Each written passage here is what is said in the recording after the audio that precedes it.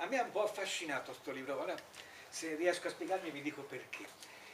Per l'incalzare del libro, cioè ogni poesia è un giorno, un minuto, un secondo, un anno, è un susseguirsi di emozioni, di spirito, di forza, di vitalità, è l'andare nei giorni, negli anni e nel tempo.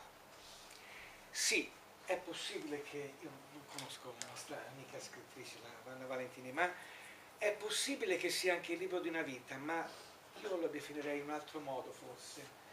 È il libro delle esistenze, perché ci sono dentro le esistenze, c'è la sua, ma la sua è un'io narrante poi, ci sono le esistenze di tanta gente, più conosciuta e meno conosciuta, di gente incontrata e di gente amica, di figli e di parenti. È una poesia che guarda oltre il quotidiano.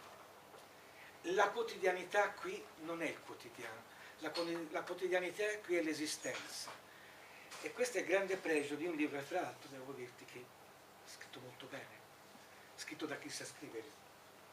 E questo non è mica una cosa da poco. Io non amo la tecnica, ma se la tecnica è abbinata al cuore, allo spirito e alla forza della mente, è la perfezione. Cioè, quando c'è solo la tecnica a me non mi dice niente, non mi affascina. Sì, sei bravo, ma insomma, ho capito che hai studiato, ma va bene. Ma quando si usa il sapere per quello che provi, beh, è un altro discorso. E questo è un punto estremo di grande rilevanza, di grande impegno, di grande forza. Quindi questo incalzare, cioè questa poesia ci incalza a leggerla, perché si ha l'impressione che non finisca mai. E c'è la lettera, e poi c'è la sigaretta, e poi c'è la signora, e arriva la sposa, e poi c'è l'altalena, e lasciatemi così, e poi c'è le notti. Non è un caso, lasciatemi così, e poi c'è la notte, e poi si ricomincia, perché probabilmente appare il giorno e c'è lo sconosciuto, e poi mi riaddormento con te.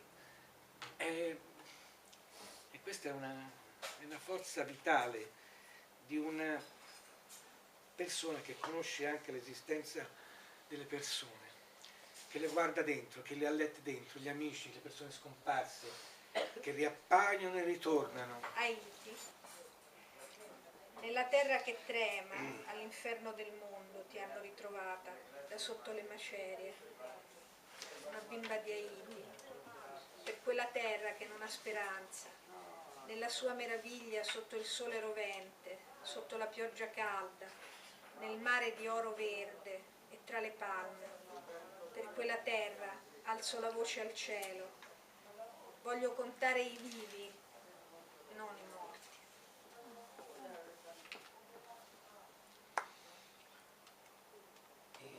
Quindi dolce settembre di iri di chiare, di fuochi sopiti e di cenere.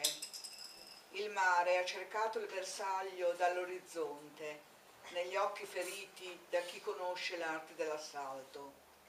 Coloro che mi hanno molto amata hanno scrutato il fondo in trasparenza, tra alghe verdi e pescetti dorati, hanno udito il rumore del mare. La mia bocca ha il sapore del sale, la sabbia fine assorbe il mio pianto. Tu chiama, sono pronta a ritornare verso la riva, tra le onde verdi, tra lente maree come le dune del deserto indimenticato. Avrò il tuo riso chiaro e gli occhi colore dell'acqua marina e un profondo, magnifico silenzio.